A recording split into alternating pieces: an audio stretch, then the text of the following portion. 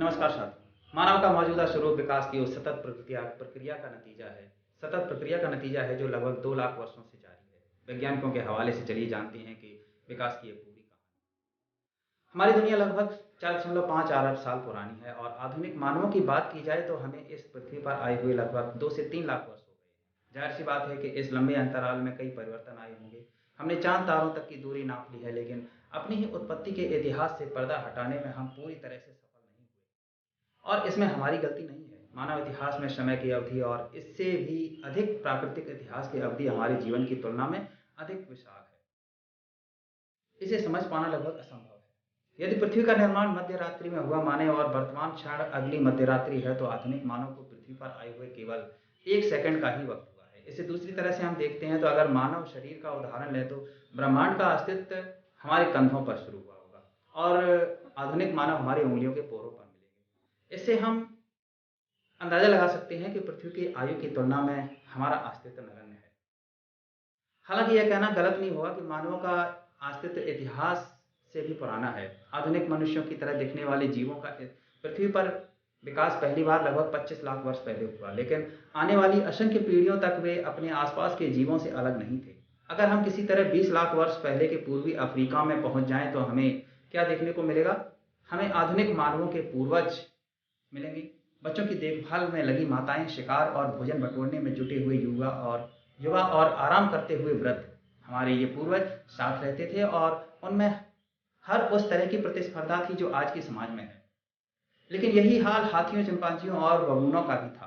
किसी को इस बात का भी भनक नहीं थी कि बंदरों जैसी दिखने वाली हमारी प्रजाति आगे चलकर दुनिया पर राज करेगी। प्रागैतिहासिक मनुष्यों के बारे में जानने के लिए सबसे महत्वपूर्ण बात यह है कि उन्होंने अपने समाज के आसपास के पर्यावरण पर उतना ही प्रभाव डाला था जितना कि गोरिल्ला, जुगनू या जेलीफिश ने। आधुनिक मानव का विकास पूर्वी अफ्रीका में लगभग 25 लाख पहले ऑस्ट्रेलोपिथिकस नामक मानवों के जिन्स से हुआ, जिसका अर्थ दक्षिणी वानर है। लगभग 20 लाख वर्ष पहले इनमें से कुछ अपनी मातृभूमि को छोड़कर उत्तरी अफ्रीका, यूरोप और एशिया में बस गए। क्योंकि उत्तरी यूरोप के बर्फीले जंगलों और इंडोनेशिया के गर्म जंगलों में जीवित रहने के लिए अलग अलग लक्षणों की आवश्यकता होती है, इसलिए मानव आबादी अलग अलग दिशाओं में विकसित हुई। इसका परिणाम यह हुआ कि अलग अलग प्रजातियां इसमें थी, जिनमें से प्रत्येक को वैज्ञानिकों ने एक लैटिन नाम दिया। यूरोप और पश्चिमी एशिया में मनुष्य होमो निएंडरथैलेंस यानी निएंडर वैली का आदमी कहा गया और उसमें ये विकसित हुआ, जिसे लोकप्रिय रूप से निएंडरथल के रूप में जाना जाता है। निएंडरथल आधुनिक मानवों की तुलना में भारी और शक्तिशाली थे और वे पश्चिमी यूरेशिया ठंडी जलवायु के लिए अच्छी तरह से अनुकूलित थे। होमो इरेक्टस सीधा खड़ा आदमी, जिसे हम बोलते हैं, एशिया के पूर्वी क्षेत्रों में ये रहते थे। होमो इरेक्टस करीब 20 लाख वर्षों तक जीवित रहे और वह मानव इतिहास की सबसे लंबी समय तक जीवित रहने वाली प्रजाति है। यह रिकॉर्ड हमारे अपनी प्रजाति द्वारा तोड़े जाने की संभावना भी न के बराबर है। इंडोनेशिया में जावा द्वीप पर होमोसेलेंसिस सोलो वैली का मानव, जिसे कहा जाता है, पाए जाते थे, जो उष्णकटिबंधीय क्षेत्रों में जीवन के लिए अनुकूलित थे। एक अन्य छोटे से इंडोनेशियाई द्वीप फ्लोर्स पर पुरातन मानव बौने होने की प्रक्रिया से गुजरे और उन्होंने मनुष्य पहली बार फ्लोर्स पर ये पहुंचे थे जब मनुष्य का स्तर साधारण रूप से कम था। द्वीप तक मुख्य रूप से आसानी से पहुंचा जा सकता था। कालक्रम में समुद्र के जलस्तर में वृद्धि हुई और कुछ लोग इसे द्वीप पर फंसे रह गए। क्योंकि द्वीप पर संसाधनों की कमी थी, इसलिए बड़े कद के मानव, जिन्हें बहुत अधिक भोजन की आवश्यकता होती थी, पहले मर गए और कद छोटा होने के कारण कुछ मनुष्य इसमें जीवित रह गए। तुलनात्मक रूप से आसान था।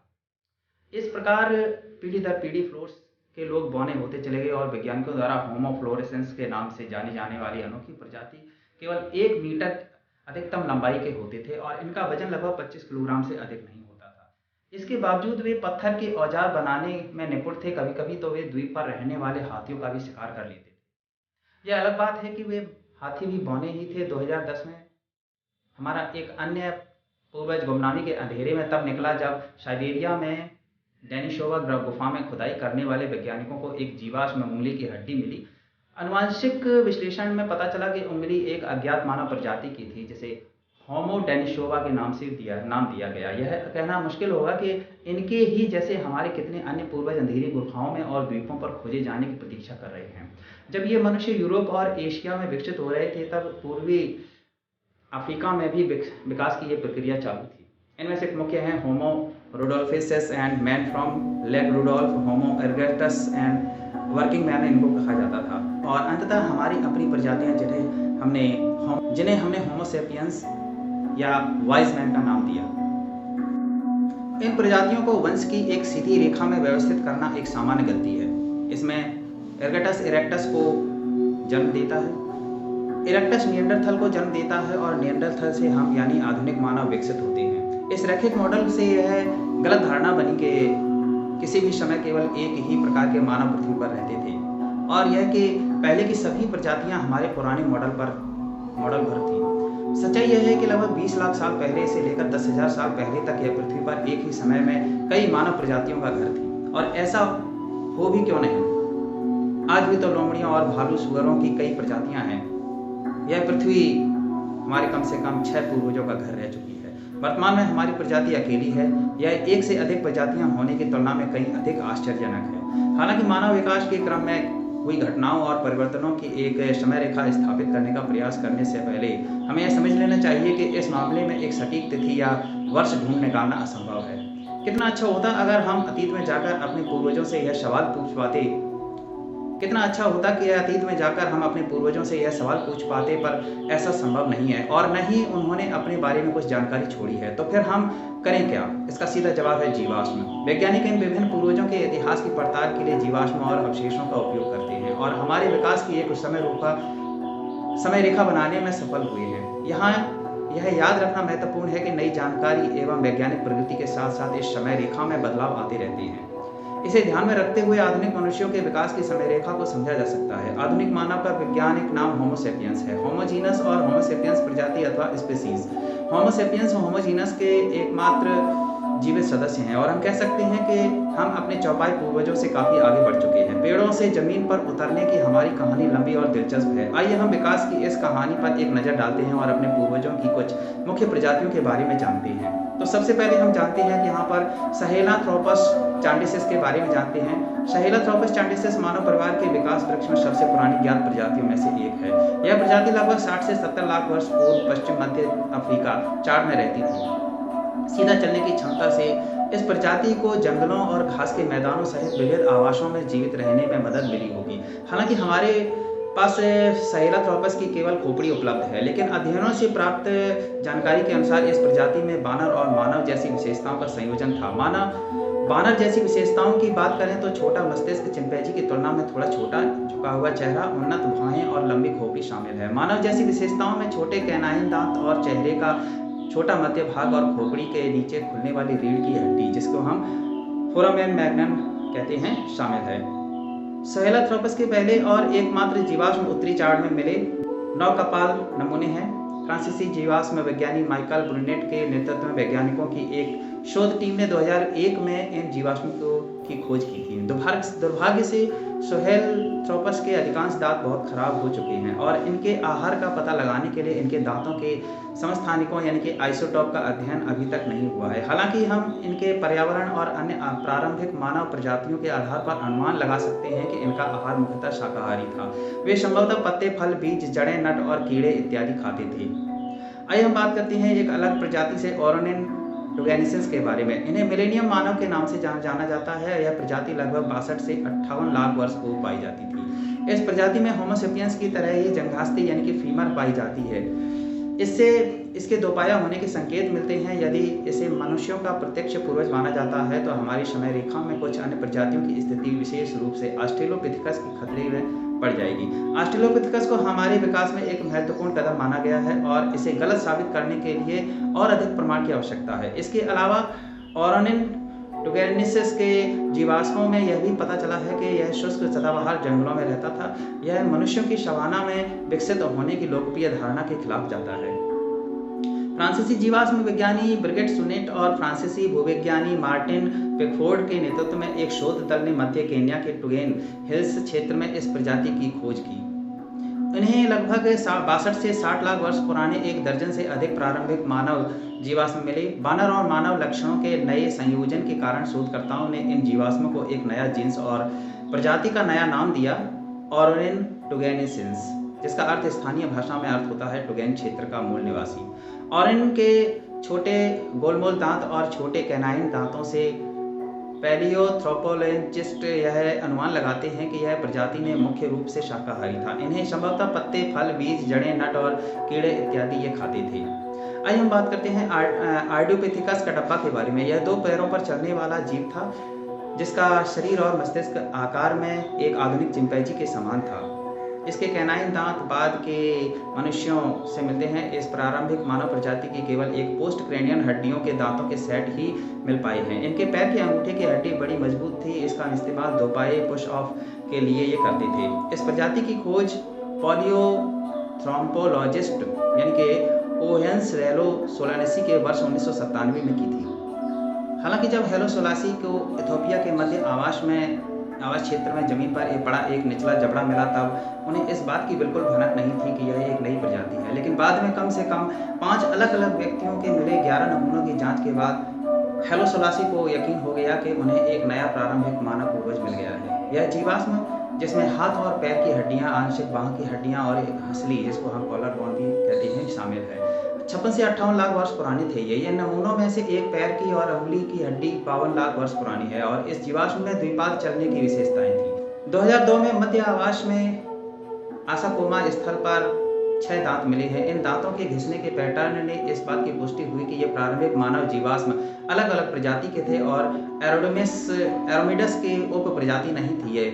इन दांतों के आधार पर जीवाश्म विज्ञानी योहानिस हेलिसोलासी, जेनसोवा और टिम व्हाइट ने 2004 में जीवाश्म को एक नई प्रजाति नाम माना, जिसका नाम उन्होंने आर्डियोपिथेकस कटप्पा का अर्थ अफार भाषा में सबसे पुराना पूर्वज रखा गया है। चिंपैंजी की तरह फल और मुलायम पत्ते खाने के बजाय इस बात के सबूत हैं कि आर्डियोपिथेकस कटप्पा रेशेदार खाद्य पदार्थ खाते थे। आइए हम जानते हैं ऑस्ट्रेलोपिथेकस के बारे में। ऑस्ट्रेलोपिथेकस, इसे रेमंड डार्ट ने खोजा था और इसे तवांग बेबी के नाम से भी जाना जाता है। जीन्स मनुष्यों के विकास में सबसे अधिक माना जाता है।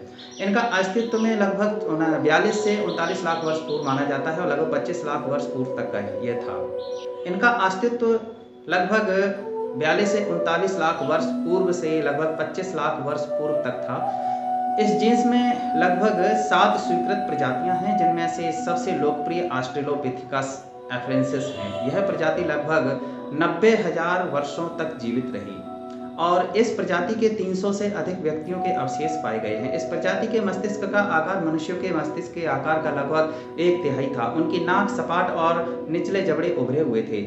उनके दांत छोटे थे, जैसे आधुनिक इंसानों के होते हैं। उनकी लंबी मजबूत भुजाएं पेड़ों से झूलने के लिए उपयुक्त थीं, लेकिन वे मुख्यतः 2 पैरों पर ही चलते थे।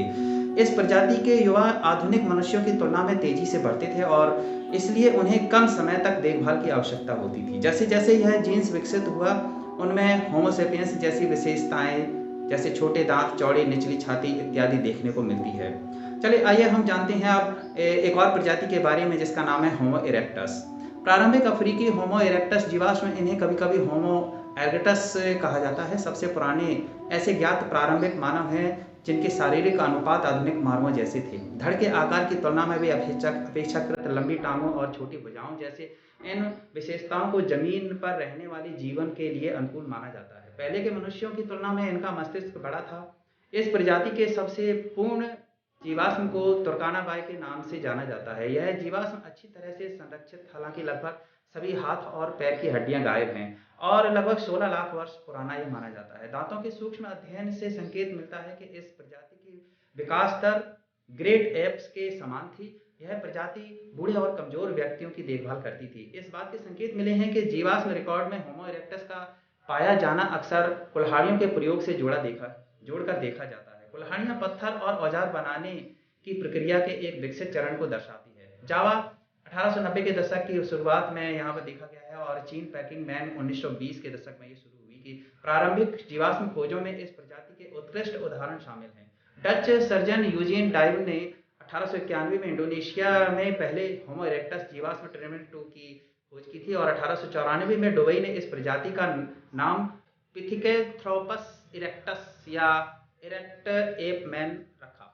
होमो इरेक्टस के बड़े शरीर और दिमाग को काम करने के लिए नियमित रूप से बहुत अधिक ऊर्जा की आवश्यकता होती थी। वे मांस एवं अन्य प्रकार के जल्दी पचने वाले प्रोटीनों के अलावा शहद और जंगली कंदमूल भी खाते थे। एक अन्य प्रजाति के बारे में जानते हैं, होमो हाइडेलबर्गेंसिस। यह ठंडी जलवायु में रहने वाली पहली प्रारंभिक मानव प्रजाति थी। उनके छोटे चौड़े शरीर संभवतः गर्मी के संरक्षण के लिए अनुकूल थे और इस प्रजाति ने आग पर नियंत्रण करने के अलावा लकड़ी के भालों का इस्तेमाल करना भी सीख लिया था और वे बड़े जानवरों का शिकार करने वाली पहली मानव प्रजाति थी। खराब मौसम से बचाव के लिए पहली बार लकड़ी और पत्थरों से बने आश्रय बनाने का श्रेय भी इन्हें ही जाता है।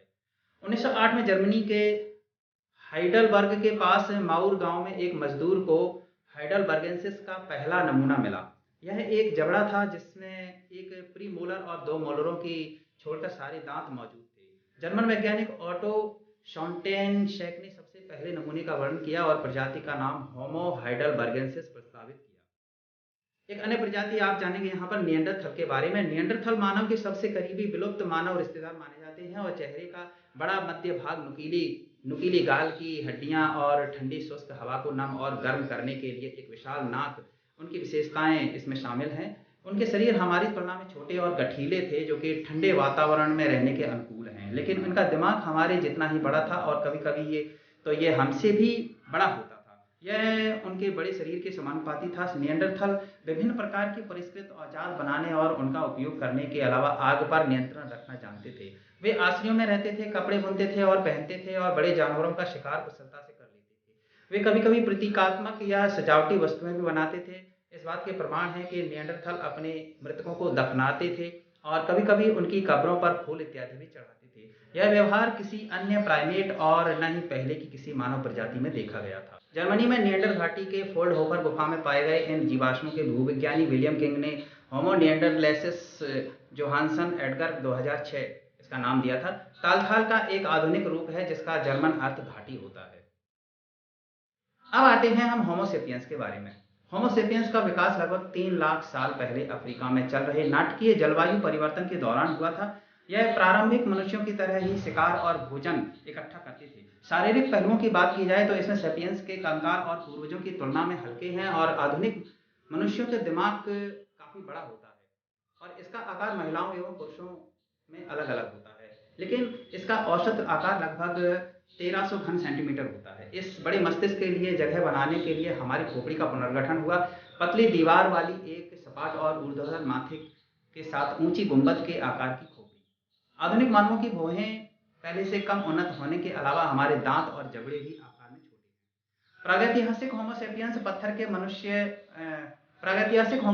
पत्थर के सामान्य औजार बनाते थे और इस्तेमाल करते थे। इसके अलावा वे मिश्रित पत्थर के औजार, फिशहुक, हार्पून, धनुष, तीर, भाला फेंकने वाली व सिलाई सुई सहित कई छोटे अधिक जटिल परिष्कृत और विशेष उपकरण भी बनाते थे। 1,64,000 साल पहले तक आधुनिक मानव शंख इकट्ठा कर रहे थे और 90,000 साल पहले तक आधुनिक मनुष्यों ने मछली पकड़ने के विशेष उपकरण बनाना शुरू कर दिया था। भोजन का उत्पादन हमने यही कोई 12,000 साल पहले शुरू किया था। हमारे पूर्वजों ने पशुओं और पौधों के विकास और प्रजनन पर नियंत्रण करना सीखा, जिससे खेती एवं पशुपालन की उत्पत्ति हुई। धीरे धीरे हमारे पूर्वजों ने अपना ध्यान भोजन के उत्पादन पर केंद्रित किया और वे एक जगह पर बसकर रहने लगे। अधिक भोजन उपलब्ध होने के साथ मानव आबादी में नाटकीय रूप से वृद्धि होने लगी। हमारी प्रजाति इतनी सफल रही है कि हमने अनजाने में ही पृथ्वी के इतिहास को एक नए मोड़ पर लाकर खड़ा कर दिया है। इनमें से कई प्रजातियां एक ही समय में अस्तित्व में थी, क्योंकि एक नई प्रजाति की उपस्थिति का मतलब पिछली प्रजातियों का तत्काल विलुप्त हो जाना नहीं था। उनके बीच भी अंतर प्रजनन भी था, जैसा हमने डेनिवोन्सन्स, निएंडरथल और होमो सेपियंस के मामले में देखा है। कुछ वैज्ञानिकों के अनुसार पृथ्वी पर वर्तमान में मौजूद विभिन्न प्रजातियों के बीच पाए जाने वाले अंतरों के पीछे यही कारण है।